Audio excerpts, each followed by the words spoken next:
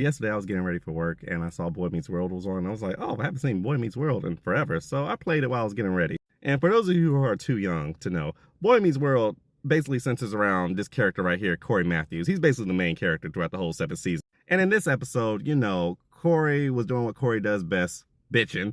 And, he thought he was sick, he harassing everybody, annoying the hell out of Topanga. He went to the doctor, found out he's a hypochondriac, then he gets freaked out about that and all that, yada, yada, yada. And then he said he would just feel better if just Topanga holds his hand because she brings him comfort. Yada, yada. Nice, cutesy little sitcom moment and all that good stuff. And it just made me remember how trash a character Cory Matthews really was, because I remember the episode where Cory got mad at Sean because Sean got the marketing job at this toothpaste company and Cory didn't. And Cory thought, hold up, I'm better than Sean. I should be getting that job. Sean shouldn't have that. I remember the episode where Cory's premature brother is in the ICU. Everybody's panicking, but he over here sweating Topanga about something that didn't even matter in the long run. I remember the episode where Cory and Eric went to college for spring break and Topanga didn't answer the phone.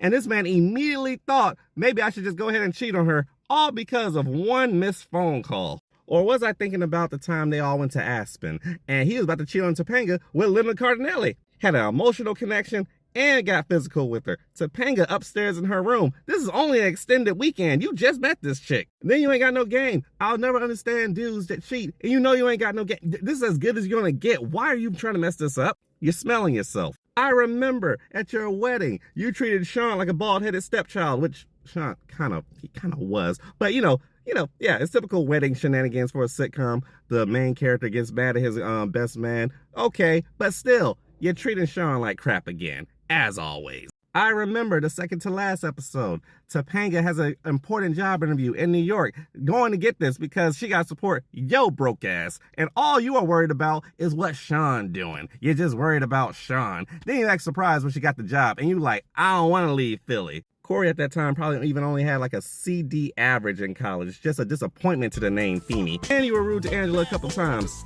In script and off script. Rachel almost had a mental breakdown and Sean took her parking spot. You laughed at this chick. There was an episode where you got mad at your dad for being mediocre because you're mediocre. When you just never had no talent. You never had no killer instinct. And you also live in an upper middle class lifestyle. Nice house, nice neighborhood. You always had clothes on your back. Always had food and everything. What you talking about mediocre? And let's not forget your brother, Eric.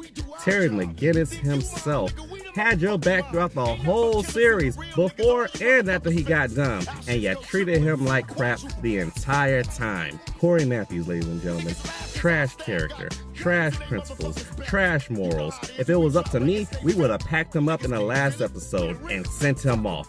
Boy Meets the Afterlife would have been a hell of a spinoff.